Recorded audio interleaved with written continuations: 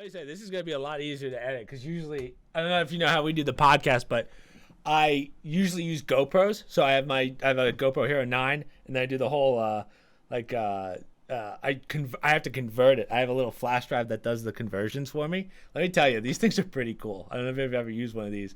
So it's just SD, like micro. Plug it right into my computer, and that's how I transfer everything. So this is such a easier way of doing it. But for those of you that don't know who this is, Grant Zahara, one of the OGs, and also the birthday boy today. So a big. Yeah. Are you 25 now? Yeah, I would be 25 today. We're getting old. So I mean, when I meet you, like fucking 2018, probably. No, way earlier than that. When did we 15. start all this? 2015. Jesus, back when you were in high school. The old days when we first started seeing. So I don't know. Well, first off, a lot of our viewers kind of connect because I think through streaming together over the last 5 years, a couple people were like, why don't you play with Grant anymore? And they thought we had like a falling out or something. But in reality, it's just that our schedules don't really line up anymore because you moved. Jason told me that you moved a couple weeks ago when we were doing another recording. And I was like, yeah, I didn't know you moved. So what's the story with that? Because I know you were working, doing something, because I won't say, I mean, it's your choice if you want to tell everyone what you were doing, but with the bikes and stuff, but your call. Yeah, I mean, I was fixing bikes in Ontario, and then my landlord at the time, he wanted to sell the place, so he gave me money to move out, and then I just took that money and moved out west. So is that the same place? So you were living with Mitch at the time, and then they did like a restructuring because of mold. Is that the same place? Like, I don't remember the whole timeline of your moves. I don't think it was mold, but it wasn't fully legal, the apartment. Like, it didn't come up to code. Like, it came up to code when he first got the place, but the codes had changed. Right. So like for the size of the windows we had in the basement, we needed, a certain size of room. So instead of, changing the size of room, he just put a bigger fucking like he made the closet bigger because it doesn't count as the room. Right. So that he did that kind of stuff, and then he redid the bathroom and kitchen. How long were you guys there for? I was there for... Well, technically, right, you had the lease longer than you were there for. Because I remember he kind of kicked you out for the construction, and then you did like a hotel thing, or someone lived in a hotel for a bit. Am I right on that? He put us in an Airbnb. That's what it was. Gotcha. Yeah. So total, how long were you there for? 4 years. Mitch was 3.5, maybe 3. Wow. Isn't that crazy how time flies? Like, I don't even remember. Like, I thought that was like a year. For you to tell me that that's 4 years, I was like, oh my God. But yeah, that was started 2019. Right. Wow. And then, so you did the whole fixing of bikes up until recently, right? So for those of you that don't know, I mean, you and I our schedules really changed probably about 6 months ago. And Grant and I send each other memes and stuff, but we don't really get to talk as much anymore because, again, the schedules are just so weird. So you're 2 hours behind. So, I mean, I don't know what I've missed out on. I know you were doing the bike. So what are you doing now? Because I see on Snapchat. Okay, so you are just doing it in a different location. Yeah. Is it through the same company, or is that like a mom and shop sort of thing? Mom and pop shop sort of thing? So the first place I worked at was just a single shop. Yep. This one is 8 shops total. Oh, okay. So you're... Do you like doing company. that? I work at one shop. Like, I work at one shop, maybe 2 shops max. Oh, okay. Gotcha. Yeah. So what's your background with bikes? I know you're good with computers, but do you just like fixing things? Is that your thing? Yeah, pretty much. I mean, bikes are pretty easy to fix, and they're pretty fun to fix. And yeah, I mean, I wouldn't say that like my job's hard or anything, or you need special skills. It does take a bit to learn. Right. But once you get it, it's not that bad. Well, I see that you've been doing like dirt biking and mountain biking stuff on your Snapchat. Are you doing flips and like, I know that's not considered BMX. I don't know what that's considered, but I mean, it looks like tons of fun. I was like, I didn't know Greg could do this. Yeah, it's mostly mountain biking. I'm not that good yet, but I would consider it just like normal mountain biking with a little bit of free ride. Okay, so it was just considered free riding. Mm-hmm. Yeah. Are you doing the courses? I see videos of the courses where guys are on like these little bridges and stuff made of wood, and then there's like ramps and shit. I don't know if they have that up there, but yeah, my home, the town I'm in right now has that. in the bike park. They have like the skinnies section and then dirt jumps and all that. Is that kind of like in snowboarding and skiing when you have Black Diamond and all that stuff, or is it just one course really, and then just no parts, no separations? Yeah, so they actually mark each course, blue, green, black, or green, blue, black. So the easier stuff is more flowy. There's less jumps. It's less technical, and then the higher up you go, the harder it gets. And then even with the jumps and the dirt jumps and the training area, like the terrain park, if you want to call it that, even those are marked green, blue, black. Oh, wow. And then in the winter, are you gonna do all the skiing and stuff again? Yeah. So I work at it's a bike and ski shop. So can you tell everyone your accolades, kind of as a, because when you and I first met and you told me that you skied, I was like, oh, okay, just skis for fun. You've competed and stuff too, right?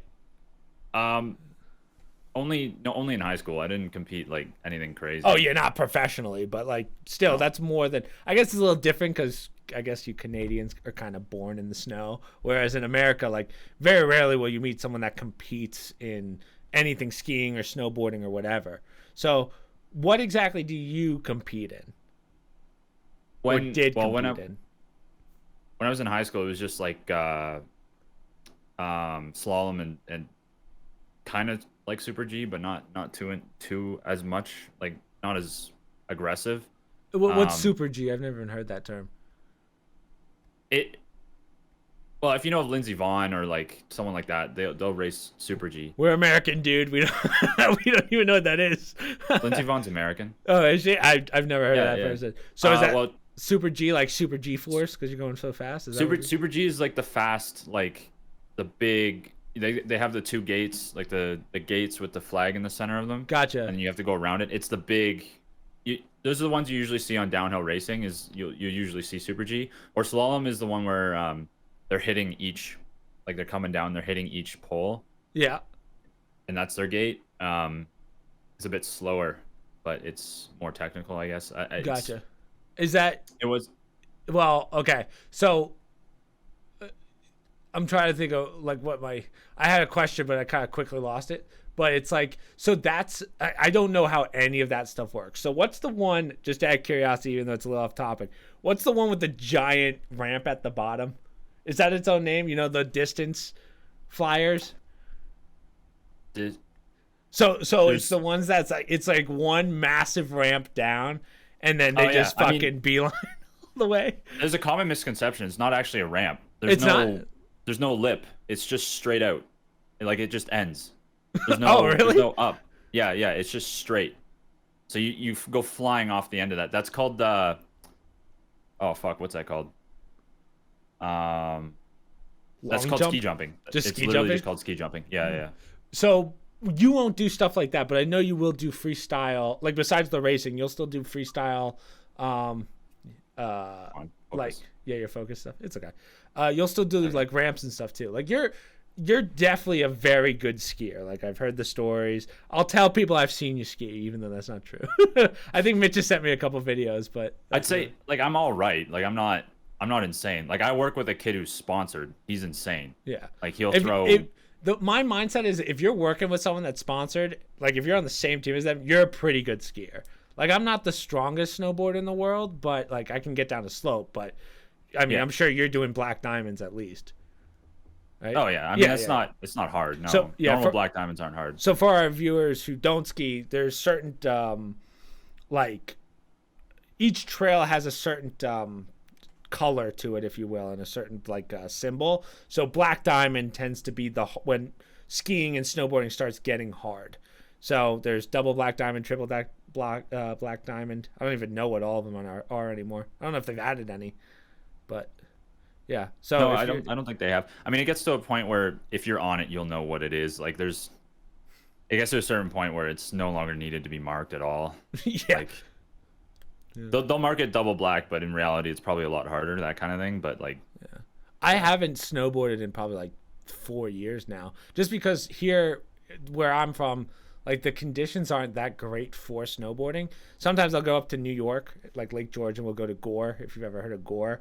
In Gore Mountain, I mean, it's okay, but most of the time, in this climate, I guess, it's man-made snow, and then it just becomes iced over. It's just not fun, and then all of a sudden, my brother's breaking his collarbone. If you remember that. So Yeah, I do. Yeah. Yeah. So I don't know. It's just, it's become more of, if you're not really into it, the idea of getting on a board, getting all your gear, and then going up to the top of the slope, and then going down for a couple of minutes. Like, if you're not really into that, you aren't super inclined to do it every day, if that makes sense. So, like, for you, I don't know if it's the same, but clearly you love it if you're doing it all the time. Yeah, I mean, both of the sports I partake in, both mountain biking and skiing, they're a process. Skiing is definitely a lower bar to get into. Like, it's easier than mountain biking, but I wouldn't say it's like soccer where you can just really. You can just yoink a ball somewhere. And... Right. I would have thought that the skiing was harder than the mountain biking. Oh, God, no. Really? No, mountain biking, you're 10 times more likely to break something. So, a weekend warrior is not going to go for a mountain bike. Whereas they might risk it on a ski, right? That's true. So, growing a sport like that, it's a lot harder because, you got to buy a $3,000 bike or you have to rent a bike. And then, you got to have a helmet. You got to have all of the stuff if you don't want to kill yourself. I have to believe that's a pretty tough exercise too. I feel like I'm definitely underestimating how hard of a workout that is. Right? Yeah, and it's not cardio like running is. It's a very I would say like similar to sprint cardio where your heart rate's very high for quite a while, whereas running you can kind of control your heartbeat to a certain extent. Right. Whereas biking it's just like you're fucked. Like I'm always amazed by when we get off the slopes, like I'm a snowboarder. When I get off the slopes, I'm sweating like crazy. My legs hurt, like all that stuff. Yeah. I'm sure you're probably more used to that because you do it all the time. For me, like one day of snowboarding a year, like my calves are on fire. I'm sweating like crazy. I mean, I used to do the whole tank top sort of deal where I was like, oh, I'm the cool kid on the mountain with the tank top. In reality, you're just miserable. Yeah. So, yeah, there's no in between. You're basically just bundled up the whole time. So for me, I think, as I said, I'm not the biggest snowboarder, and for me, I don't really enjoy the process of it anymore. When I was younger and I had nothing else to do, then yeah. But for me, it's just, and where I am in America, in New Jersey, there's no great places to do it, which is why I would consider the mountain biking stuff more. But we don't really have those here either. Like, we don't have the trails and stuff for what you're doing. And just riding for a joyride's boring as hell. You'd be surprised. I mean, like North Carolina is considered a mecca for mountain biking. Really? And it's not particularly hilly there, right? It's decently hilly, but it's not a mountain per se. I don't know how many of my viewers know this, but I'm actually heading down to North Carolina pretty soon for work stuff. I'm actually moving down to North Carolina. So... full time. You're moving? Yeah, full time. Yeah, nice. We all are. So, we're gonna go our separate ways. Obviously, 28 with my parents is a little rough, but so we'll go our separate ways. But I think we're all gonna get out of Jersey pretty soon, and then just Michael's up here for his last year at college. So yeah, that's basically the game plan. Isn't it wild to think that right when I met you, I was in college. Michael was still in grade school, and I was about to graduate. Isn't that wild? Time's gone. Yeah, flown by. It's almost been a decade. So, real fast, we should tell everyone, for all of our newer viewers, how we met, right? So, kind of do a little reminiscing for your 25th birthday. Sure, yeah. So, the way we all met, literally every single one of us, except for kind of the newer crew, because some of those I know from high school, was Rainbow Six Siege. For those, I've told the story many times, but we went into first off, we all just randomly queued together, just out of chance. And ever since then, we've all been, literally a family, basically. So we had the original 5, which was me, Sprague, Grant, Master Chef Ben, and I Love Gold, right? We went into the ESL Open. Jason came in somewhere in there, but he was too young to participate in the ESL Open. So... even though Jason played with us, he was more so a fill-in. And then when we were getting our asses blasted by the teams that are now considered professional teams for the most part, we kind of, I guess, disband is the right word. And in reality, the only disbandment was when Master Chef Ben was like a legitimate chef. He went to culinary school, and I believe he's a chef somewhere in New York City right now. I don't know whatever happened to Gold, but they knew each other in real life. So I think, I think I thought Master Chef was like a Marine or something. I think you're thinking of Nuds, Garrett. No, Nuds is Oh well, maybe Gold was then, because one of them was military. I know Nuds and Sprague were military, but I mean I don't consider their tenure in the military to be very yeah. like So- I wouldn't salute them on the road if that's what you're. Fair point. But so when we kind of realized like we weren't going to the pros, Master Chef realized that he was just going to stick with the cooking, which was fine. He went to like a really well-known culinary school here in the States. And then I guess maybe you're right, Gold was military. I didn't know him as well. But the rest of us, we just kept playing Siege. Jason joined more kind of like full-time, I guess you would say. And again, we were just playing ranked. So that's really when we shifted from like, oh, we want to be a pro team to we're going to start making content as YouTubers and whatever we've been doing. So that's really how we all met and just kind of stayed together. And then Mitch came in when he started living with you, Tristan, Matt Powers every now and then. Then we have, so Matt brought in Cal, Dave. I don't know if you've met Dave. Oh, no, you've met Dave. Yeah, I've met Dave. Dave. I think I played Vanguard with Dave. Yeah, that's probably true. Cal, so the rest of the crew. And then the ones that I know from home are Alan, Matt, Nee, and then obviously my brothers. So, yeah, but I mean, the OG5 was you, me, Matt, and then I would throw Murdoch's in there after, like, since Ben and those guys left. Ben and Gold. Yeah. So that's how we all know. Yeah, because we went from Siege straight to, what was it, Rust, I think? Yeah, Rust was back when Rust was still in, like, beta and it wasn't even the same game as it is now. Like, Yeah. I mean, if you asked me, I mean, that was probably what, 8 years ago, probably. If you told me that game was going to take off a year ago, I would have never believed you. But the game was very different. I would have said the opposite. Really? I would Because have said the opposite. I remember, do you remember the old upgrade system in that? Yeah, I kind of miss XP-based. it. Yeah. That was kind of fun. I liked that. I didn't mind it. I still prefer it, but it's not bad as the way it is now. But it's just My brother plays it a lot. And then in there, Kenny wasn't much of a gamer, but he played that a lot. And then he moved to Tarkov. And I'm starting to like the Tarkov's fun as Tarkov. shit. Yeah, I like the idea of Tarkov. I just think that they have to. I'd like to see what that turns into, that game style.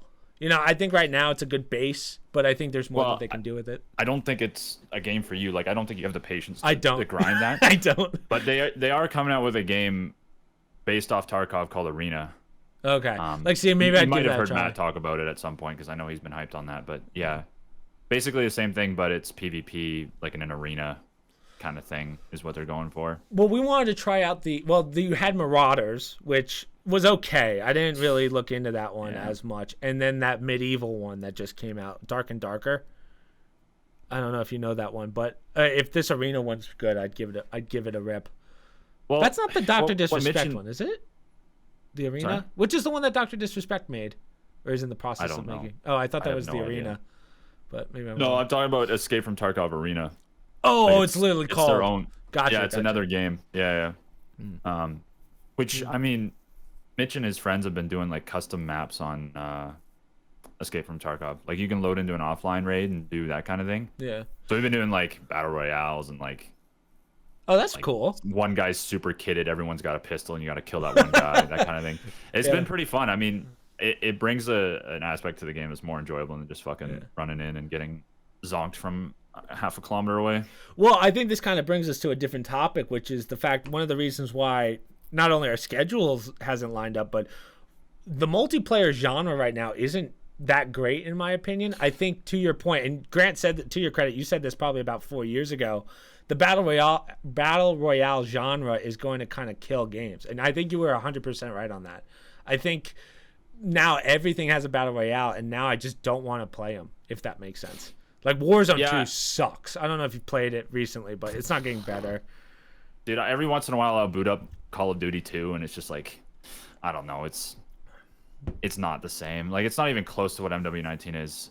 And Well, I used to complain about Warzone 1, and now I look at it as like I looked a gift horse in the mouth. I really enjoyed Warzone 1 over this. to me that's the second best battle royale that's ever been. I'd put Apex above them all, You do. which is crazy because I don't play that much Apex anymore, but it's more fun than Well, I'll say this: I've been playing Fortnite with viewers, no build, because I'm not fucking insane. No build's fun, but again, it's a third person, so you still have the third person abuse, which does kill it. But I mean, it's a fun game to play in that mindset, right? The no build, not having to go up against 12-year-olds that took the day off from school. You know, I just don't like getting fucking sweatied on by some kid with a lightsaber dressed up as Ariana Grande. You know what I mean? Like, it's just like, yeah. It's like, what the fuck is going on? Yeah. But it is fun. And plus, I will also say, that's fair. Epic Games, I think, kind of nailed it with the free to play, and then you get a battle pass, and if you complete that battle pass, it's basically free next month or when the next season comes out. Also, I don't know if you've touched it recently, but the creative mode, where all these kids make these new game modes like Prop Hunt, Search and Destroy, those count towards the battle pass, which is really cool. So if you don't want to play, yeah. So they kind of nailed it. But the problem is, you look at, I'm going to take Call of Duty as an example. It's, hey, here's a $60, $70 game now, plus a battle pass that you can buy. They've kind of pushed the limit to how much people are willing to spend, if that makes sense. And I don't see it getting any better. And I think it's killing the multiplayer game right now. Like, I miss Call of Duty multiplayer, but if I play it in the new Modern Warfare, I just feel like it's not a fun game anymore. It's like, this game's made to be sweaty. I don't mind sweaty players, but when the game pushes players to be sweaty by changing damages based on MMR and SBMM, that's where I get a little like, hey, this isn't a game anymore. This is like everyone's trying to go pro. So yeah, I feel like, I don't know, as a sweaty kid in MW19, I feel like, I don't know, that was the last time that Call of Duty felt okay. Yeah. The SBMM wasn't too egregious, and I mean, it was still pretty campy, but it was nothing like the new one is. The new one is insanely campy. But like, so I don't, as I said, I don't care about sweaty players. Like, if you're a good player, you deserve to beat me. But there's more than enough evidence now. I don't think they'll admit it, but I've noticed it when I'll play with viewers. Like, I'll use the same gun in Warzone 2. I'll play with viewers and I'll get 15 kills, and then I'll play with other viewers and it's like the damage is like, I can see that I'm putting more bullets into this guy and he's not dying. So I think they changed certain damages. Again, I could be maybe just some psychotic or whatever, but it just feels like every game is different. You know? Yeah. Also, the fucking gun modifications, I kind of hate that shit. What's it called? The tuning? I hate the tuning. I feel like it's a little too much. Yeah. I mean, I don't ever notice it that much anyway. Like, but I feel like. But then you get in a game and it's like, oh shit, I forgot to tune my gun. Now I'm gonna be at a disadvantage, even though it doesn't really make a huge impact. But like, I get that. That's. As a multiplayer player, are you excited for Modern Warfare 3 or not really? I don't know. Probably that's how not. I feel. Yeah. I've been playing CS2, and I was gonna ask, you liking it? Yeah, that's about it. Yeah, it's good. It's good. I was thinking of jumping on the bandwagon at this point. I have no multiplayer games to play. Everything pops. Except for Siege. The rounds are shorter now. It's kind of like Valorant. It's 13 rounds to win. It's about time. But have they done the sell back? Can you sell a gun if you buy it? Okay, good. About time. They brought it back to 1.6. 1.6 was round 13. So gotcha. So that's like, you can play a match in 20 minutes. Like, it's good. I do think that was CS:GO 1's biggest problem. The matches were too long, and nowadays we don't have the attention span for the long form games as much. Like Fortnite, for me, as I said, the games are just like, I like it, but I feel like 90% of it is just trying to find people. And it's just too much work. I'm like, oh, this is too big. Whereas Warzone, the one thing I do like about it is the smaller maps, because it's just constant battles, even though the gunplay is whatever. But yeah. So CS2, I'd be down to play it, but again, I know that's a sweaty game as well. I'd have to get back into it. Yeah, and I mean, they changed the rankings and all that, so it's number based now. You can see when you're gonna rank up, when you're not gonna rank up. Good. It's good like that. Like, it'll tell you, oh, this is your rank up game. You win this game, you rank up. Oh, that's nice. Yeah, it's good. The only problem is now you don't know who's silver, who isn't silver, because it's numbers. So it's a bit harder that way. But yeah, I'd say overall it's an improvement. It's not perfect, but it's pretty good. I've been playing a lot of Siege, and I'm liking the state of Siege right now. I just don't.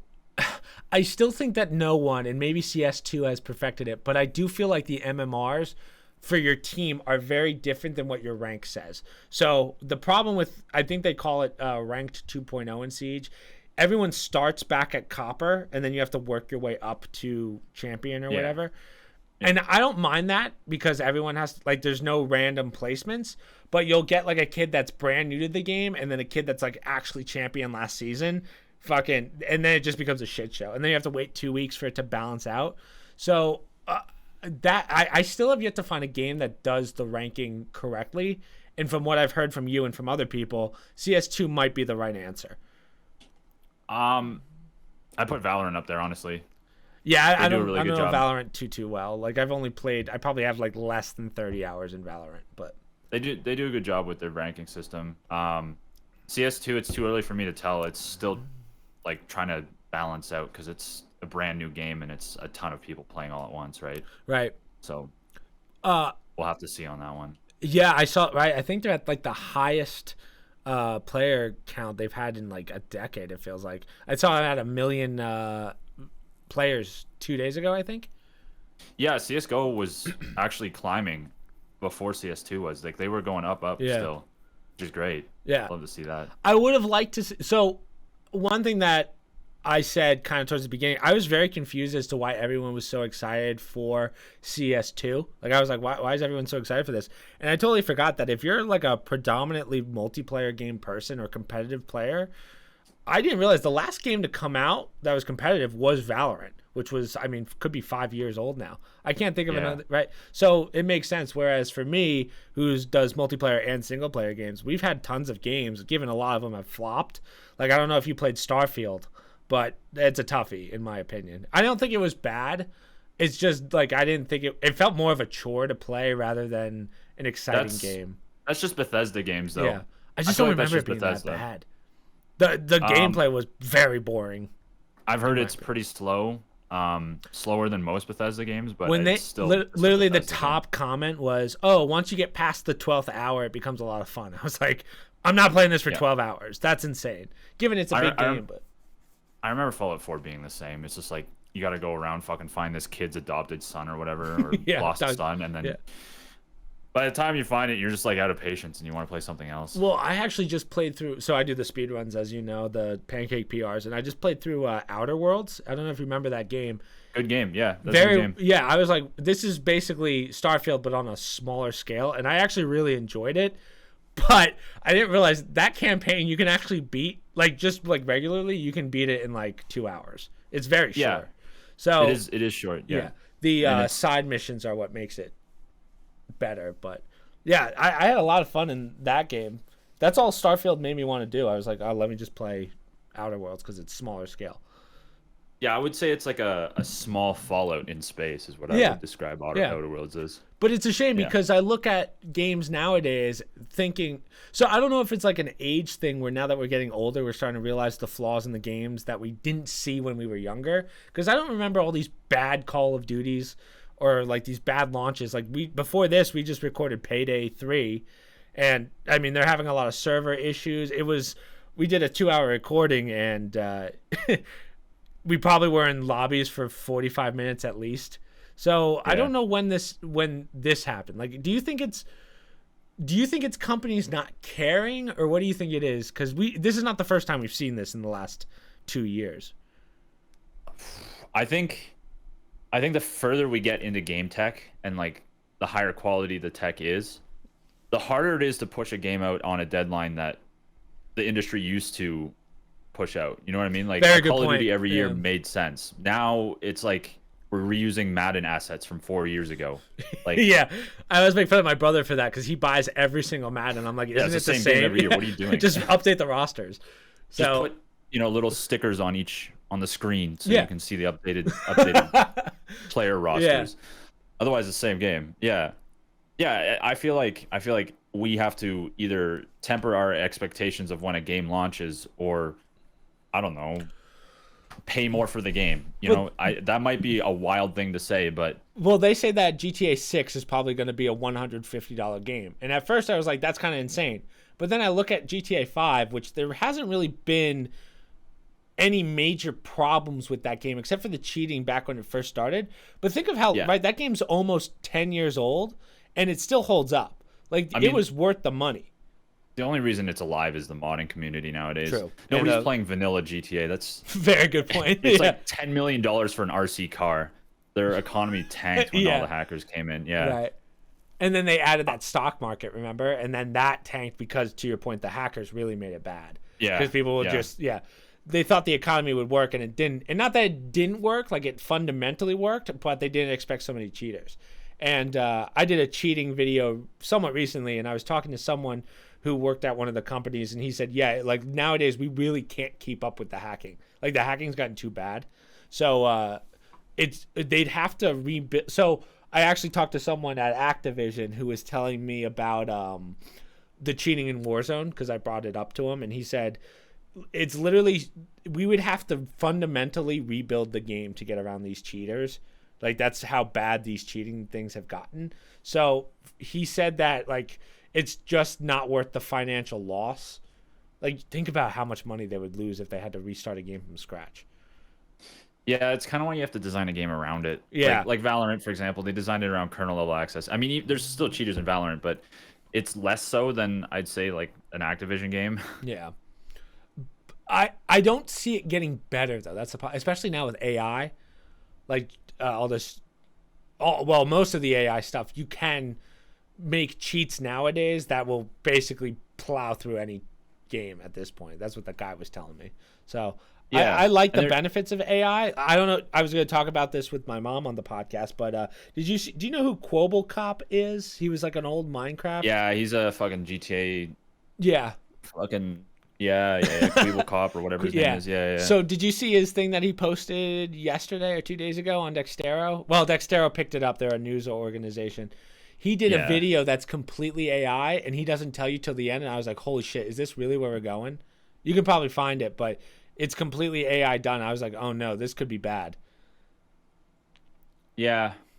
I didn't know about this, no. Yeah, I just saw it today. That's why I brought it up. But I think that kills kind of the YouTube creative content idea, but that's kind of besides the point of what we were just talking about. I'm just saying, like, these AIs are getting very, very good, and if it's used for cheating use cases, I don't know how much better multiplayer games are going to be, because soon you're going to start getting. It's only a matter of time before CS2 has problems. We know this, right?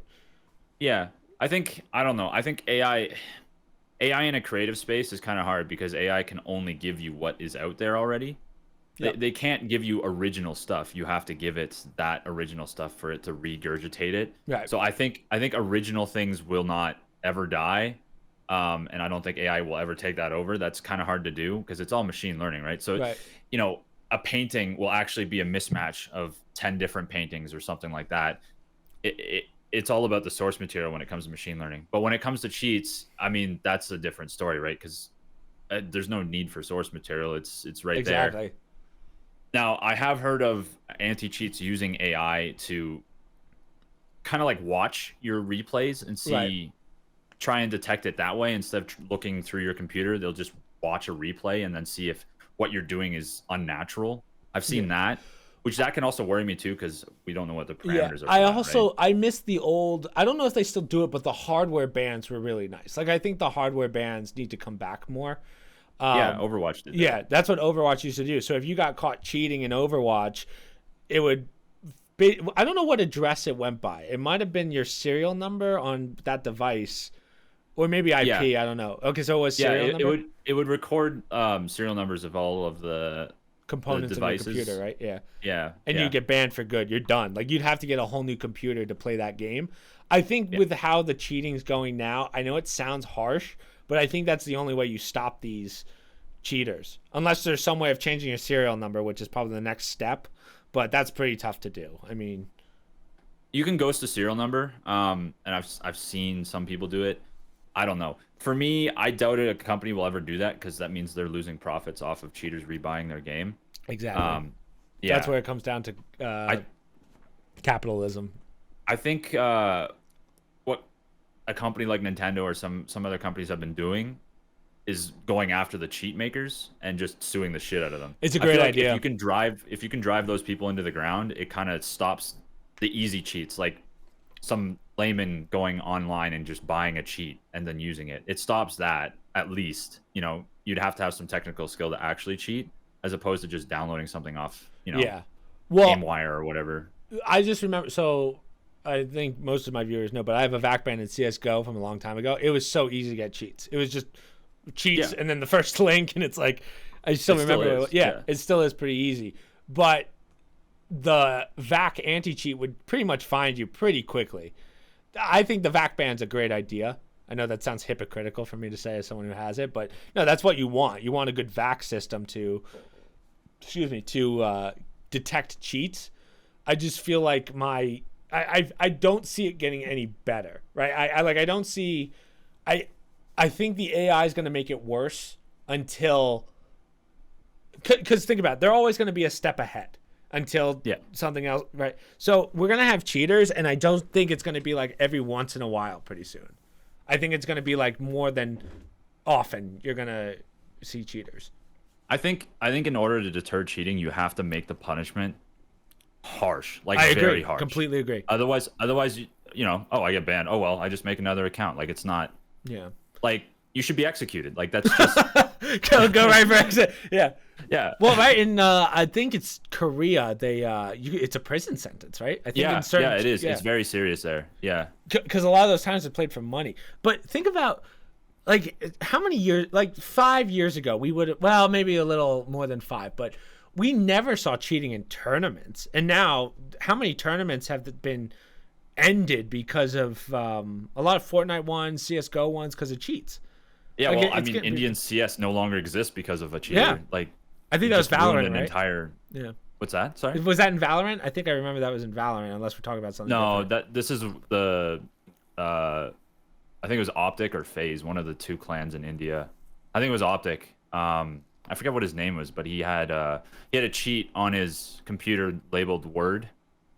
.exe. Yeah. Bat file. Yeah. Oh, I thought that was a CS:GO game. That was CS:GO. Oh, okay. Yeah. Interesting. But yeah, so when were we ever going to see this in cheating? And then, so I've been doing a little more research because I've been doing the videos on the cheaters. Yeah. And this guy outed all these big streamers that have used the same cheats that he did. Like, he kind of did the mentality of like, oh, I'm going down, so I'm going to take everyone with me. And I mean, it was a pretty long list. I was like, man, these are big stream, like, not Tim the Tatman big, but like enough that they're making money doing this stuff. So, and then the whole Nadia scandal, which could have been DDoSing or whatever, or what, geofencing it's called. So, that's like, I don't trust.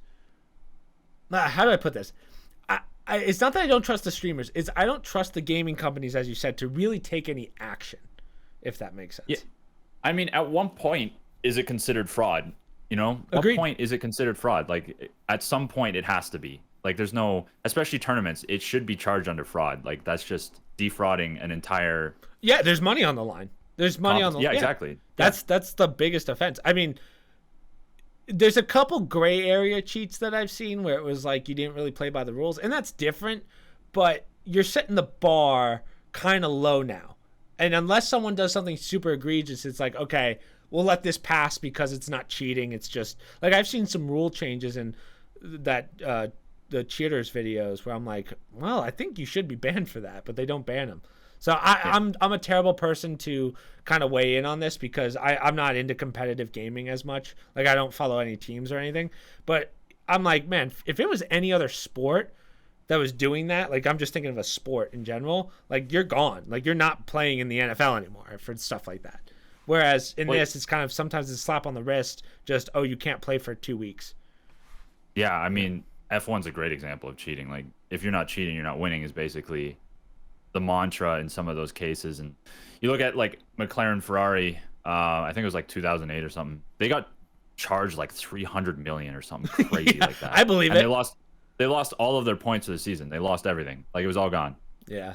And that's over a big copied documents. Like, F1 is, I think it's the most expensive sport to get into. I'm pretty sure. Oh, Like 100%. I don't think there's not any. even close. I'll tell you something off stream after this, but yeah, I've learned a lot about F1 in the last couple of months. So yeah, I mean, I did not realize like some of those parts. You're like, what the fuck? How much does that steering wheel cost? Oh, steering wheel costs like multi-million I dollars. know. Yeah. I was like, what the fuck? I know that there was a race it's today, expensive. right? The one in Japan today. Yeah, it's at 11 my time. Yeah, Or, so I might take a 1 look a.m. at your it. time. But yeah, so besides that, I forget what we were kind of going. Well, we were going down the path, but I'm also thinking about all these streamers that are becoming.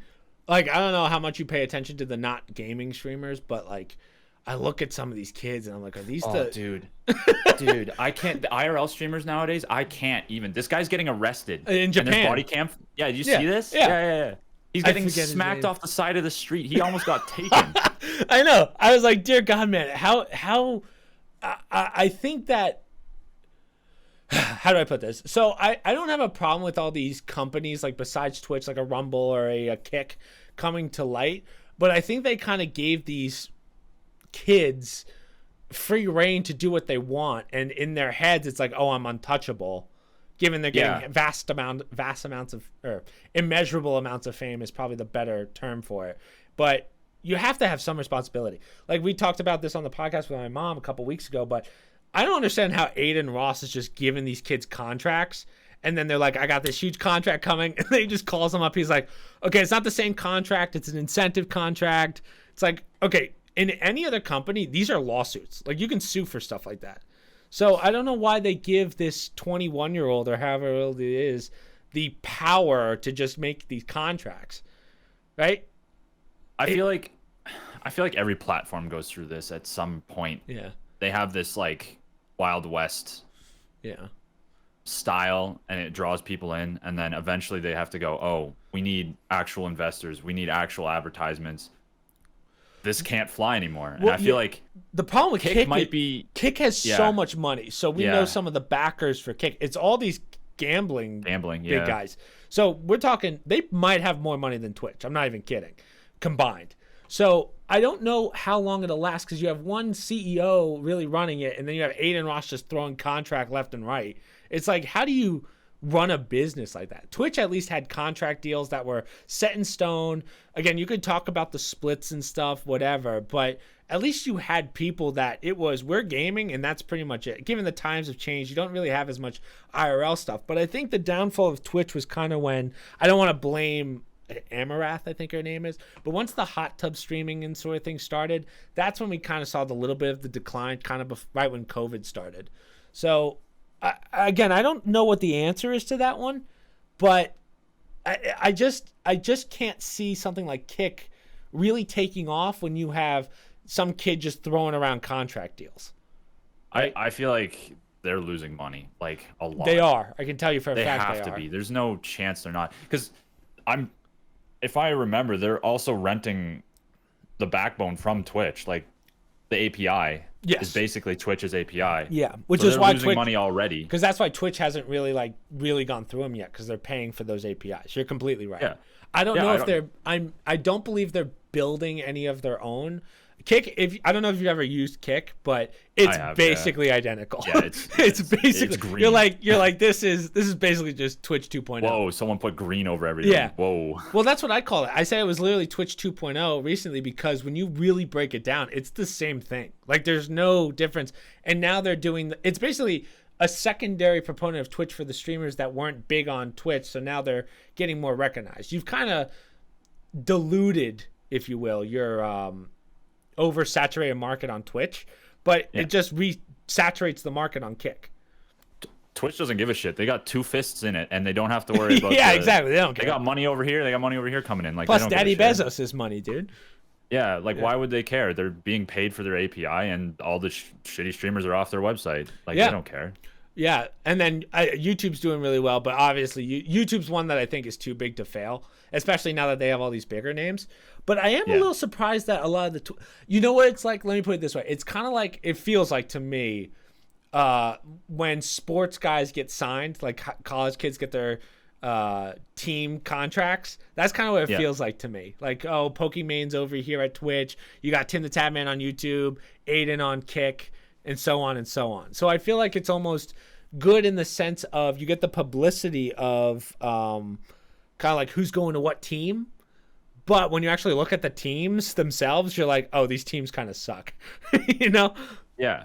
So I mean, yeah. I mean, I don't particularly blame Kick for stealing or using Twitch's API. Yeah. It's probably the best. yeah, oh, absolutely. You know, YouTube does some great things, like being able to go back in a stream while it's still live is pretty good. I do like that a lot. Yeah. But their discoverability is still Well, I still mean, pretty bad. I can't really blame them because of the amount of people that use YouTube. Like YouTube's definitely like the user base. It's got to be billions of people, literally. Yeah. So whereas a Kick But you- is probably hundreds of millions. I don't know if they've ever hit a billion. You open up YouTube and you're greeted with YouTube videos. You're not greeted with streams. Right. They need to have a separate way of They've also being really able to see only streams. they've also really focused more on the shorts. The shorts Yeah. have really changed the game. So for me, and I was gonna do a video on this, but like I don't really have a reason to do videos as much anymore, just because I get more views on shorts than anything else. So for me, it's not really worth it right now, at least, to do videos. Like I'll still do them, but it doesn't make sense to keep going at the pace that I've been doing for 10 years. So now I focus more on the shorts because each one of those will get between. It's funny though, right? So one short will get 100 views, the next one will get 2,000 views. So it's still hit or miss. I haven't quite figured it out yet on how it works. I know I have to stop with the whole swearing thing, but again, when I look at how much I post, like if you count the live streams, the videos that I was doing, as well as the 2 shorts a day, it doesn't make sense to do 3 videos a week for a total of 100 views when I could do 1 short that gets 100 views. See what I'm saying? So Yeah, I mean, I would say like shorts and TikToks are like a funnel to get people into yeah. into your YouTube videos, and then your YouTube videos are a way to get into your Twitch because Yeah. The only reason I use Twitch at this point, though, is just for the clips feature. I still think their clip feature beats everyone by a mile. Oh, I like how it 100%. works. Yeah. Sometimes the downloading is a little weird, but that's the only like means of getting content. That's my social media stuff. So no matter what, even if I was to stop doing videos, I'd have to do a Twitch clips video. Like it's where I get all those Twitch clips. And so my plan is I'm probably going to start streaming more just so I have more content for those Twitch clips and then more social media stuff. So that's how it's going to kind of flow into each other. But have you been keeping up with it? I know you still stream. Jason told me that. I don't know. You're still maintaining a schedule, or what's your schedule like? Oh, I haven't streamed in like a couple months. Oh, okay. Yeah, no. I just streamed them on Discord because my internet here is pretty crap. That's what happened. Gotcha. My upload's really slow, so. Are you still doing clips and stuff though on like TikTok, YouTube, whatever you're doing, or? I don't know. We'll see over the winter. I've been pretty busy this summer. No, that's fine. It happens. Yeah. Yeah, I'm curious what mine's gonna look like when I move, because if I don't have good upload speed, I'm gonna be pissed. I'm like, shit. So Well, mine's just like the internet that's kind of built into my rent, so I can't really upgrade it too much. But I feel like, yeah, you should be fine. You just have to. Back to where you were living. So are you living by yourself? You got roommates? What's the deal? I have one roommate. Nice. And then Yeah, how long have you been in this new place for? Since I want to say July. Oh wow, so yeah, you have been there for a little bit. June, July, August, September. Oh, 3 months. Never mind. Yeah. I thought it was a while longer. Okay, so you got one roommate, and then you're pretty far from home, right? So Yeah, about 3,500 kilometers. goddamn. Yeah. So I mean, you got a good friend group there. Is that the? I just have my workmates, and then I have some friends out here, but mostly just here for the mountains. Are you near where you used to live? So there was a time where you lived over there, probably 2 or 3 years ago. Would you say? Oh no, more than that, right? Because if you were with Mitch for 4 years, it had to be longer than that. 5 years ago, 6 years ago, almost. Wow. Yeah. Jesus, it's insane. So are you anywhere near there or not really? Kinda. I'm like on the same Time zone? longitude, I guess, but I'm further north. Gotcha. So More snow? That place was closer to Montana. Mine is closer to the center part of Canada, I guess. And you're liking it there? Yeah, it's all right. I mean, it's a smallish town. and I'm only 45 minutes from the mountains, so that's pretty much You got why it I made, picked it, dude. because it's what's that? You got it made. That's perfect for you, considering Yeah, for it's someone who cheaper here, and skis, then snowboards, bikes. I mean, you kind of hit the yeah, lotto. yeah, and it's cheap. It's not like so the town that's closest to me is called Jasper. It's in a national park, and yeah, it's expensive. It's Yeah. very expensive to live in, but it's very nice. Yeah. So I'm only 45 minutes from that, so I just go there and play around. So where I'm looking at North Carolina, dude, like it's crazy how like if you go to these smaller cities, the rent is insanely cheap for houses.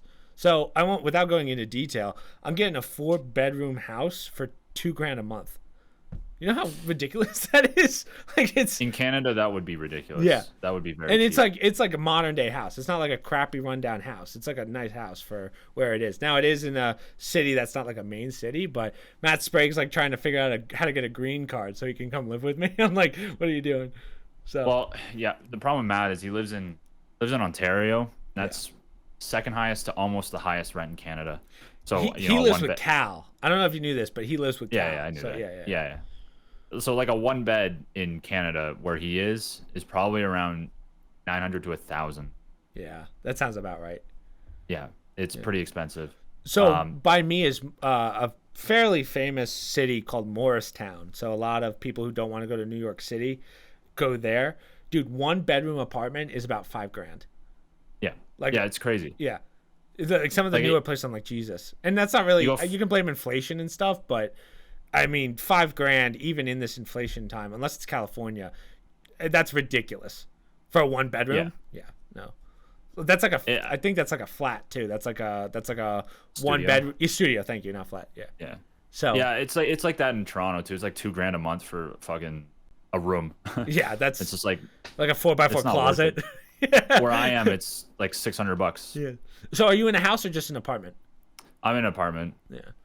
Yeah. Sometimes I like apartments though, like less maintenance and all that stuff. Like, dude, I'm gonna have to mow the lawn. Like, Yeah, I don't want to I fucking. don't have to do that. Yeah. Yeah. So, but yeah, I mean, what else is there? I mean, I'm sure there's a lot we could catch up on. I'm trying to think of what else to talk about.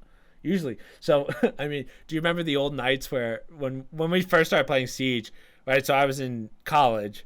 It was like classes, and then we just played from like 3 p.m. to 4 a.m. and it was just long convos all night. Remember those days?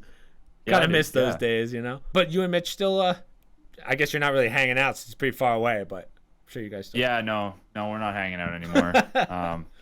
Just online. Although I have heard him say that he wants to get out of where he is. He's been there Maybe for a come out while. maybe come out this way. Yeah, he's back with his parents, so Right. Because I remember, I mean, I should have him on the podcast one of these days, but I remember he was doing like an auto thing, right? He was trying to get his engineering or some kind of automotive degree. I forget what it oh was. geez. That was high school. He hasn't done that at all. He went sports business management. Oh, okay. Wow. That kind of Yeah. goes to show you how long it's been. The last time I talked to Mitch was when we did the Cold War zombies. Remember when we did that recording? We did the. Oh Jesus. Yeah, that was a while ago. Yeah. So I think that was the last time I texted him. But yeah, I have to talk to him. I haven't seen him in a while. So, well, I mean, that's just kind of how time flies. Yeah. Yeah, I mean he's trying to move out and go somewhere with his girlfriend, but I mean it's the job he currently has and where he is, it's not feasible. Yeah. Where's Matt Powers? Is he close to you or no? Yeah, he's 6 hours north of me. That's not close. That's close. Is it That's really? closer. Wow. Yeah. The closest city to me is 2.5 hours. So that's funny because Matt, technically, St. Thomas is about 4 hours for me.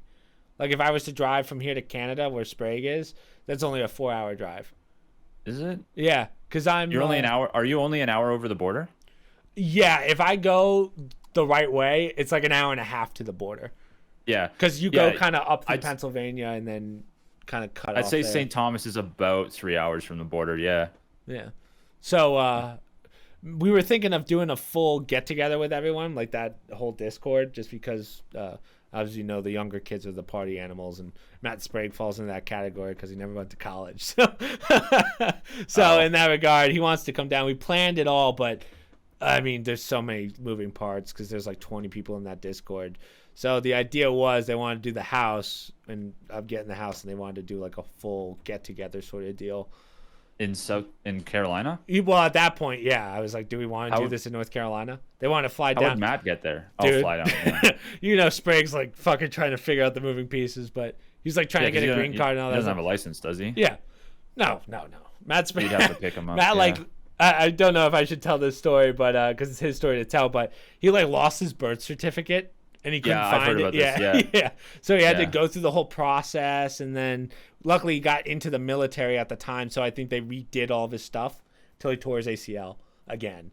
So yeah, it's a lot of moving parts. But now, I mean, we talk to everyone regularly because we watch the UFC fights together. They'll watch a lot of football. I'm getting more into football, but I mean, the moving parts of how many people are in there, it's like we're never gonna figure this out. I hope one day we can do it and get everyone down, but especially if you're all the way out to the, I mean, how long of a plane ride is it for you to get from where you are to Jersey? Could that be 7 hours? I think. Oh, so you had to make. How long is that drive when you initially moved out there? I kind of drove it like a bat out of hell. So just fucking. Yeah, Ontario is hard to get out of because Ontario has Lake Michigan, Lake Superior, Lake Ontario, all three. You have to get around all of it. Yeah. And Lake Superior is fucking huge. I don't think people understand how big Lake Superior is. So it takes you so it's 12 hours to Wawa, which is at the top of Lake Superior, and then it's another 12 hours to get out of Ontario. So just to leave my province or state as you guys would call it, it's 24 hours. Wow, so that's like the equivalent of me moving to California. That's probably like fairly. It's the equivalent of me driving from my hometown to Florida, Miami. That's insane. So we have a place down in Miami as well, and that drive is like, that's insane. That's where it's like 20 hours, right? Yeah. You can do it in like, I think it's like 19 or something like that. But I did it in 22, I think, when we went down there. Yeah, dude, I would never make that drive. I'm dreading going down to North Carolina. Like, I just don't want to do the drive. Yeah, so in total, it was 37 hours. Total, it's 37. Wow. I did it in that's unbelievable, man. 3-ish days. Just hung out. Did you sleep in the car? No hotels, I bet? You don't seem like I slept the first night in a hotel, second night in a parking lot, and then third night I was in a hotel. No, I didn't sleep in a hotel for third night either. So how did you meet your current roommate? Just out of chance, or is that just random? Kijiji, which is kind of like the Craigslist of the North. Gotcha. And you guys are good? Like, what does he do? Yeah, it's fine. He works at there's a pulp mill in town, so he works there.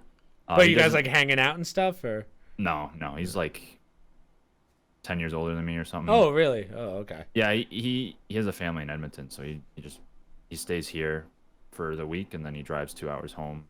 Oh, okay. So you got the weekend to yourself. That's kind of nice. Yeah, it's not bad. What's the apartment setup like? Like just 2 rooms and then like a common area for? Yeah. So that wall you see behind me is his room on the other side. Right. It's a bit bigger. Out my door to the left, there's a bathroom across the hall from us, and then the wall in front of me will be the living room with a balcony. And then there's a kitchen, and it's decently big. Like, it's not small. So your $2,000 rent, is that combined 2,000 between the two, or is it 2,000? Oh, I don't pay 2,000. No. Oh. It's 600. Oh, goddamn! Wow. Yeah, 600 for both of. So 600 for me, 600 for him. Wow. And you have all that for That's 12. Wow. Nice. Yeah. So right, that includes your internet. Wow. So would you be willing to pay $800 for the extra internet, for the best internet you can get? Yeah, so I would. Oh, and also that's Canadian too, right? So for us, that's like 1,000. Well, that's like, what is it? I can look it up. $500 basically. So 600 US. So 600 CAD to US is $450. Wow, that's really cheap. You would never find that here in America, let alone New Jersey. If I went to the Dakotas, I'd probably find something. That's a good point. The Dakotas. Yeah. I think there's a total of 5 people that live in the Dakotas. So, yeah. Yeah. Where I am, it's only a 10,000 person Oh, really? town. Wow, that is a really Yeah, small it's town. pretty small. Yeah. Huh. So, plans for the future. What's like the so you got winter's coming. So when do you start the whole skiing stuff? Like when do you start going to the slopes and Um, working? Snowfall hasn't happened yet in my town. There is snow on some of the peaks already. Yeah. Wow. So probably, my guess would probably be November. Are you There's a excited for pretty it? average. Sorry. Are you excited for it? New slope, new everything, or? Yeah, I'm excited for it. I would say I don't really want summer to end just yet. I did just get a new bike, so I'm just Oh, trying that's to right. ride Yeah. it as much as possible. But yeah, ski season's definitely around the corner. I'm excited for that. New hill, Marmot, be interesting. Yeah. Does the area you're in do you feel like it's good social life? Jasper's insane. It is one of the youngest towns I've ever been in. Yeah, in order to work in Jasper, which is a provincial park, in order to live there, you have to work in the park. So in order to own land there, you have to work in the park. In order to reside there, you have to work in the park. Right. So, and a lot of those jobs, it's like tourism based, so it's not going to be older people. It's mostly people in their Right. 20s. So it is a very, very bustling You're little not, town. you're not really like a bar guy, are you? Like club guy? Not really, right? I'll go. Like I don't mind. Oh, okay. I don't See, drink. I'm I don't drink much though. Yeah, me neither. I've never been like that. Like Kenny and my brother, Michael turns 21 tomorrow, so they'll be doing their thing out in Penn State. Whereas me, I never got into that stuff. Like everyone in that Discord will party, but I'd be that guy in the corner petting the dog at a house party. That's me. Yeah. I mean, I'll just be there just chilling. Yeah. I mean, I usually just have one. Like I'm having one right now, but like it's not like I'm not going hard. I remember in college, one of my friends gave me shit because apparently he's like, we were at this house party and as I said, I'm not like a big go out person. And he's like, dude, what are you doing? Like in the sense of, he's like, this girl's hitting on you and you're asking about school. I care about the conversation. I'm not someone that cares about like the party life. So I never got into that stuff. But yeah, that's fair. I mean, yeah, I never could not do for it. everybody. Yeah. I don't know how my brothers got that bug. I never did. Neither of my parents really drank, so I'm like, ugh. That's probably a part of it, honestly. I'm a strawberry daiquiri kind of guy if I am going to drink. I'll admit that. Hey, I mean, say what you will about fruity drinks. They're fucking delicious. If they taste good, I'll drink it. I hate the Yeah. taste of alcohol. Like, very rarely will I see someone, actually never, go, oh, man, I really love the taste of vodka. That's fucking disgusting. It's like drinking Purell. So One shot I did discover while I was at that wedding was the Burt Reynolds shot. yeah, my brother told me what that is, right? That's like a, let's see if I remember. Is it a whiskey shot in a vodka shot or whatever? No. The Burt. Let me. I probably sound like an idiot saying that. This kid doesn't know what a Burt Reynolds is? It's butterscotch schnapps and spiced rum. Oh, I wasn't even close. No, What's the one it's with so the? good. Oh, I'm thinking of Jaeger bombs, where they take the Red Bull and they put it in the. Jaeger. Yeah. Ugh, God. Yeah, That's I gross. never got. I also don't understand people that like they'll go out to eat and they feel like they need a beer with their food. Like that, I don't understand either. Like the last thing I want with food is a beer. It depends on what it is. I mean, I could definitely crush a beer with a steak. It's pretty decent. Really? But, like, Could you? Yeah, but with a salad, I mean, it doesn't make any sense. A beer and a salad, yeah. Yeah, it's just like Maybe with wings, but even then, I prefer soda. Like I'd rather have a soda than any form of alcohol. I'll tell you what, I'll have a Dorito over everything. That shit's so good. A what?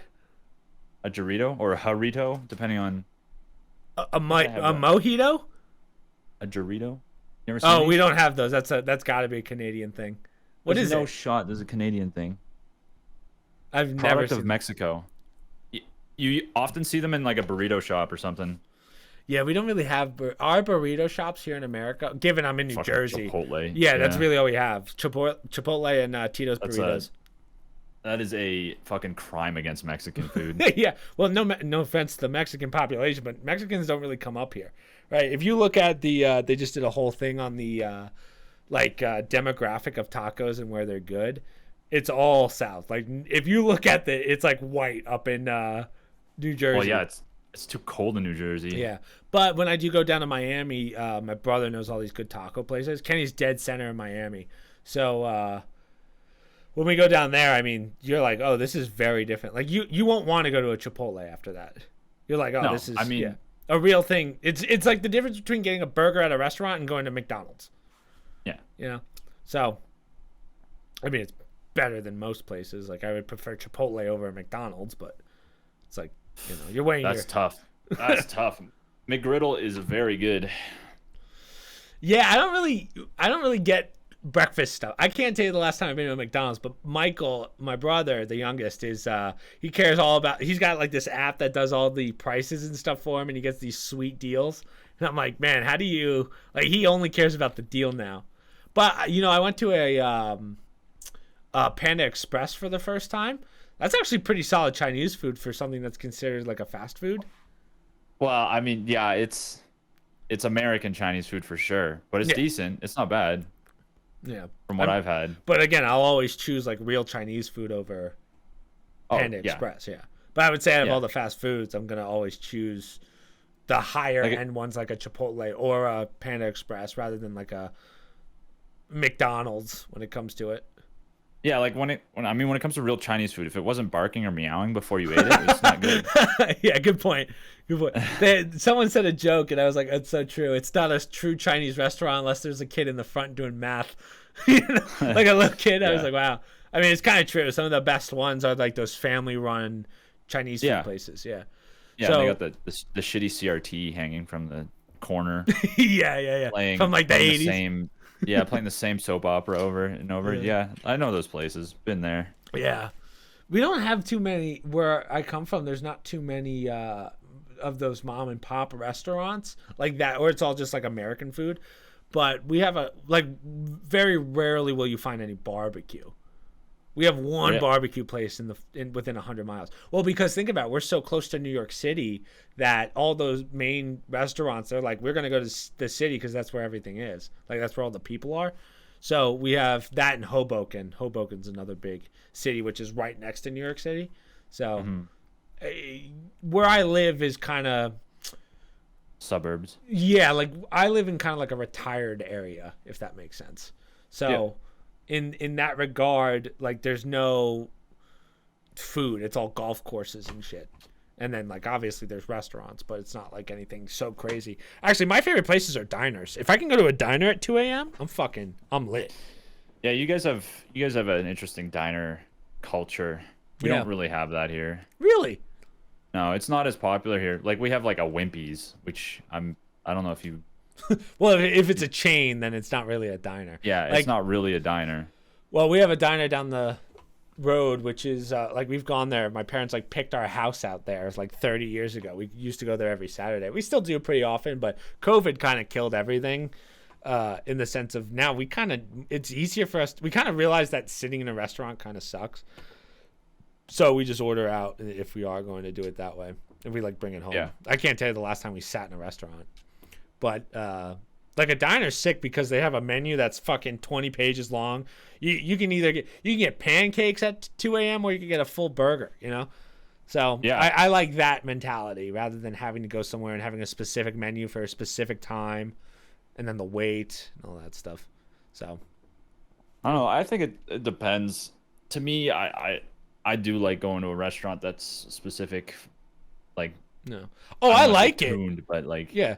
I like it, but like when I break down my, like time versus, because I will say we do go out quite a bit, so we definitely go out more than most. So to sit in a restaurant 3 times a week or 4 times a week like that, you don't want to do because then you realize you're wasting time. Yeah, like that's our mentality. So, but yeah, I've been, truth be told, I've been dieting quite a bit. I don't know if you noticed, but I didn't. What? Hey. So I've been trying to cut back on my calories, but then my mom made this like brownie cheesecake thing, and it's just gone to shit. I was like, oh, I'm plowing through this. Oh, is that where you stir the cheesecake into the brownie? Yep. Those are so good. I've never had it before, and I was like, oh, and this is not safe. Oh, so, no, it's not. It's like marbleized. It's so good. Yeah, ate the whole thing. I didn't eat, just so you know, the human body is not supposed to take in that much cream cheese. I learned that the hard way last night. Yeah, you'll be shitting like actual bricks. That would hurt. Yeah, it did. It did. So I've been there. Yeah. yeah. I mean, we have these. I don't know if you know what cheese curds are. Yeah. When I went up to Vermont, right? Yeah. I Get a tried poutine with cheese your curds on it? poutine. Yeah. I had Yeah. to feel a little Canadian since my main friend group is in Canada. So They're I pretty gave it a good. rip. But like, I went snowmobiling with my dad up north, way up north, and there's a cheese factory up there. And we got a 1 kilo, which is 2.2 pounds. Of, Just a brick of cheese, basically. yeah. I almost had to get my fingers involved to get that out, brother. That was Yeah, that is disgusting. that was the driest. I was shitting concrete. Like it was. So I know. So a cheese curd is basically just deep fried cheese, right? There's not that much more to it. No, it's not deep fried. It's not deep fried? No. So that's not the breaded cheese. No, it's not breaded. Oh, No, okay. no. Maybe I'm Cheese- thinking of something else. Oh, you had a bad cheese curd. You had an American cheese curd. Who curd. deep fries a cheese curd? That's what I thought. It was. No, it's like I don't know. They like scrape the whey protein off the top of cheese. I think that's what it actually. Oh, they skim it? technically is. They skim Yeah, it off the top. I mean, Yeah. What Kind is of a like how they cheese make curd? milk. Thought you Canadians had this down. Like, thought you guys knew what your cheese curds were. I don't know. I just fucking eat it. Cheese curds are made from curdled milk. Oh, so it is just curdled milk. So yeah, you're right. It's just the skimmed top, literally. So like for those of you that don't know, when you milk a cow and then you go through the process, at the top of milk, there's literally it's almost like a foam, and then I guess you can skim that, and then you can turn it into whatever you need it to be. I didn't Well, know let me that's tell what you, it's when used you for. get some Cajun cheese curds, holy, Yeah, that sounds you good. you pound that back like it's candy. Anything deep fried, I'm into. Deep fried Oreos, deep fried, dude. If you saw my eating habits, you'd be fearful. You'd be like, "What the fuck?"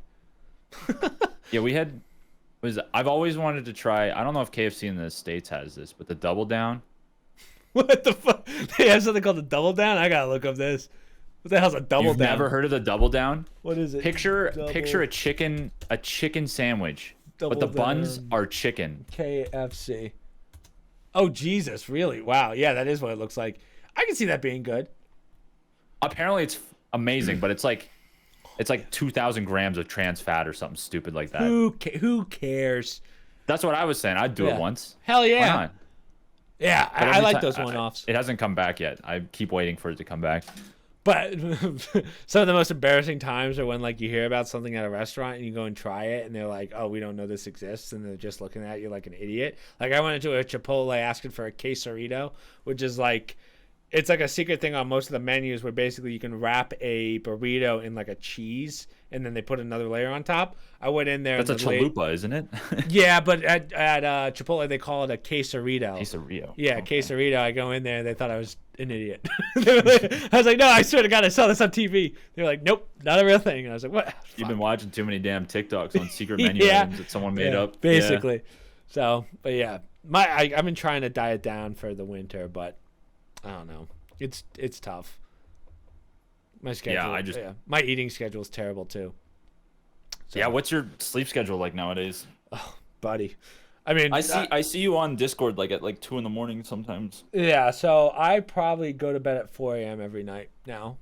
I wake up at 9:30, but yeah, we'll talk about it after this. But there's some. I told you. Well, you probably know this. I don't really talk about my business stuff on stream and all that stuff. But like, Yeah, of course. in reality, people think like my job is like the YouTube stuff. Like that's most of my day. But my day really doesn't start until like 6 p.m. It starts at 3, but then I have meetings after stream. So Yeah. So people go, oh, he's going to bed after stream, but in reality, my night starts. So I finish usually around 4, and then I wake up at 9:30. So my schedule's pretty easy in that regard. And then I'm at the gym in the morning, so I'm only there 4 days a week though. My schedule's good in the sense of like I have it down and I'm not losing any sleep, but I'm definitely up pretty late usually. Also, when I'm dieting, when I drink coffee to stay awake for stream, like I'll drink coffee before I start or during, and dude, that keeps me up because there's no food to absorb it. So the Yeah. caffeine just nails me. So Yeah, I haven't touched coffee in a couple weeks. yeah. I stopped drinking it, and not even intentionally, and then I just had massive headaches, and I just Yeah, so if I don't, mine's gotten so I've been drinking caffeine since I was in 2nd grade. I've had coffee every single day since 2nd grade, which is definitely great for my endocrine system. But because of that, if I stop, like if I miss coffee in the morning, Grant, not even take days off. If I just miss that morning cup, I have a headache all day. It's like it's relapsing. It's literally just relapsing. So yeah, it's bad. Yeah. Yeah, I thought I was having a fucking stroke. Like I was Googling symptoms. Like it was that bad. It was pretty bad. And then I just haven't touched it since, and I've been fine. Yeah, the one I get more often now that I'm dieting is like I'll get the heart palpitations while I'm sleeping. Like you don't notice it until like the room's silent, basically, and your brain's like thinking while you're trying to sleep. You're like, "Am I having a heart attack?" Yeah. That's how I feel. It's like, oh, this is it. It's like 2 a.m. and I'm like, oh. I'm like, do I have to ask my parents for help here? You know, I'm like, Mom, Dad. I'll get there, and then I realize I'm just like lying on my left side and like, pinching something in my arm. Then I roll over to the other side, and I'm fine. Yeah, like for me, I'm like, Jesus, man. I got the aspirin in my hand, ready to rip. Like I'm ready to go if in case, but. Well, my biggest problem, and I'm really starting to feel the side effects of it now, is I've always been very inflexible. And I lift pretty heavy weights, so I'm starting to realize like that compression on my bones and my spine has not been good over the years. So I have to start stretching more. Like right now, I'm sitting kind of sideways just because my back hurts for fucking living. Like I'm at that age where I'll roll over the wrong way and my back's sore all day. So I gotta tight. Exactly, dude. I just need a nice strong man to come fucking rip my muscles apart. Sorry, phrasing. Don't look over here, man. No, but I have a friend who really recommended this massage place and chiropractor. And my problem with chiropractors is it's always like, oh, we'll do the adjustments and then come back in 2 weeks and we'll do some more. Whereas this guy that he recommended, it's like, hey, we're going to do this once and I never want to see you again, which I'm fine with. I'd rather do that than have to go multiple times and have my back put that just in. Means he's gonna murder you. That's all. Hey, I'll take your it. Neck. I'll take it at this point. My back is so messed up. I need it. I do. Go ahead. Have you tried that electroshock stuff? I have. My dad actually did it for. He had certain. It was good for muscles, right? So he tore something in his forearm, and they said, "Hey, let's try it." But that shit's so good. Yeah, it helped me with my lower back. The problem is I don't know how much of it is actual muscular problem and how much of it is literally just bone compressing on bone. Like I don't know how much that'll help. I haven't tried it. To your point, I should try it, but I'm curious. I'm curious to try it.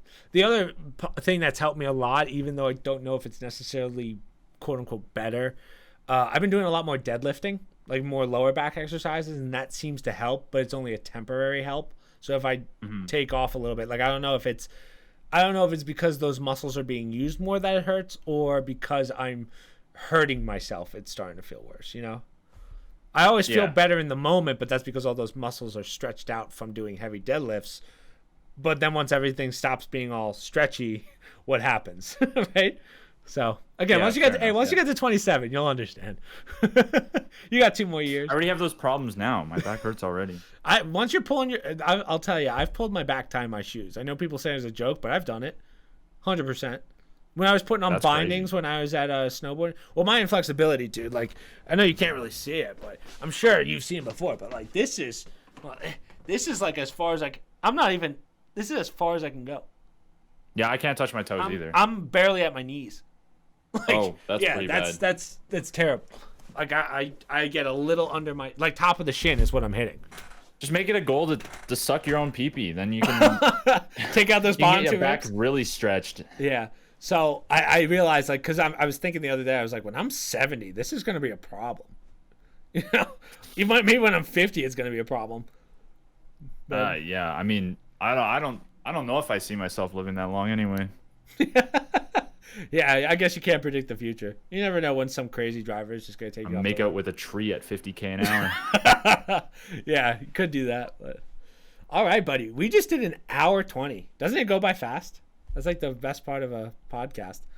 Everything goes by fast. It's not hard. Yeah. It's easy to talk. I know, especially when you know someone for fucking 10 years. But yeah, we should do this more often. I have to do one with Sprague, but I'm always nervous because I know he's going to go on some anti-Semitic rant. I miss the old Kanye. Yeah. Well, Sprague, I mean, dude, if you were in there for the new Kanye, I mean. If you were in those Discords for the UFC fights when we watched those, like, I say it all the time on stream. I'm like, dude, we would all be under arrest. It would be a problem. Like, if they went through those conversations. But yeah, I mean, it's fun. Again, I love those guys, but as you know, it's tough to record anything with those dudes. So Yeah. Matt's definitely gotten better about it, but it's tough to get their attention for an hour to do a podcast. I'm sure Matt will do it, but the other guys won't. I'd like to do one with Mitch at some point, and then maybe some other people. But yeah, I like doing it. It's fun. I like the podcast. Like, that's the one thing I don't want to get rid of. I like the podcast just because I get to talk to people and record it. So like our kids and their grandkids can watch it. You know, just have the legacy, solidify the legacy, as they say. Yeah. I'm sure my kids want to watch me talk about fucking. Yeah. Hey, Dad, what did you do for fun? I bet you did something really cool. We talked about video games. Oh. Yeah. But no, it's something to look back on in the future, I'm sure. I did one with my grandma a while ago, and I'm glad I did that one because, like, if something, again, she's getting older, so we'll always have something to fall back on if we want to watch something of hers. She did her whole life story, so not to get sentimental. I don't want to end this on a negative note, but yeah, it was fun. I miss talking to you. I miss everything with you, dude. We used to be able to play so much together, but now it's like the timings are just so hard. I mean, I'm on every night at 8. Well, that's my 10. I'm pretty much done at 10, right? No, 8 your time.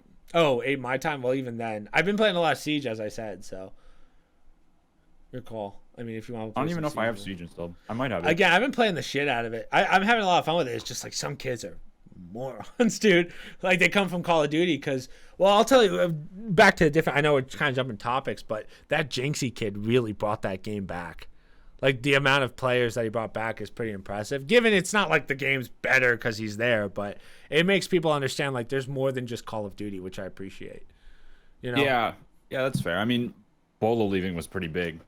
Yeah, like, I don't even know who that is, but I know who Jinxie is.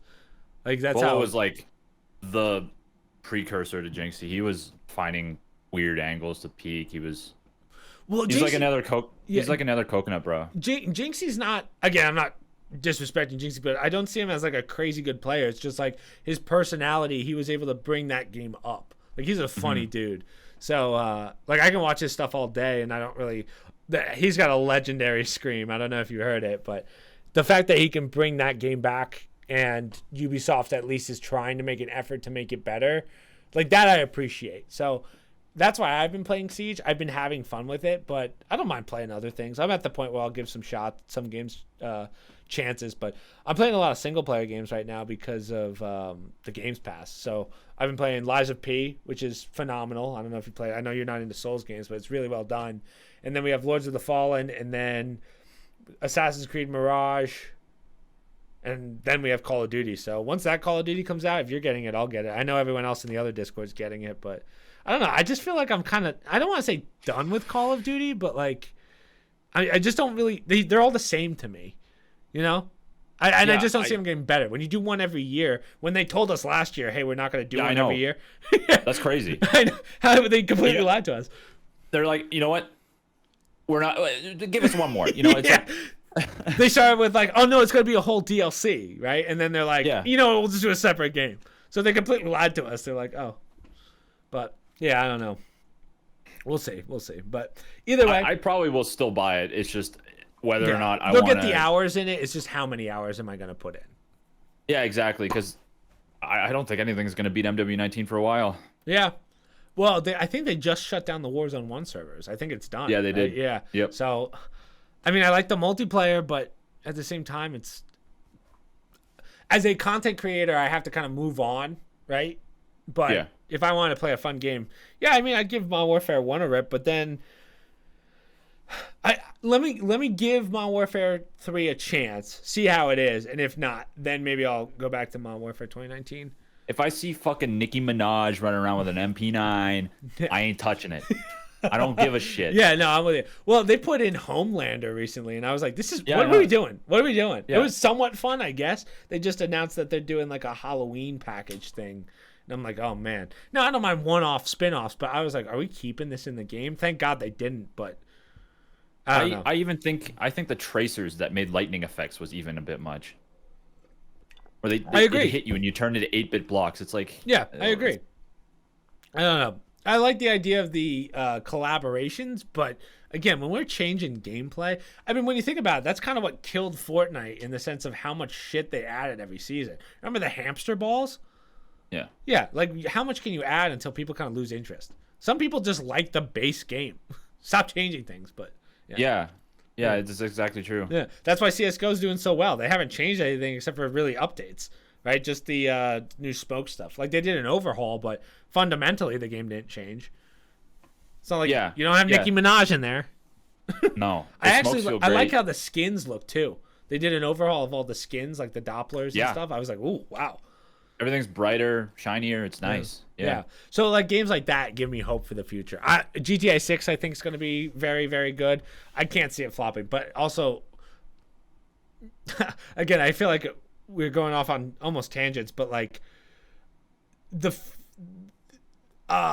I feel like we've had all these flops, so to speak, but I also think that the review bombing is getting a little crazy. Like the Starfield, a lot of people were not even playing the game but negatively reviewing it. You know what I mean? Like I feel like maybe we set the bar too high or set our standards too high, and now all these games are coming out and we're like, well,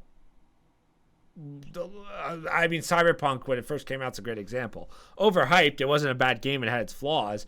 Now we have Cyberpunk 2.0, which apparently is doing really, really well, but I don't know if it's an overhyped issue or if the games are actually just fundamentally getting worse, right?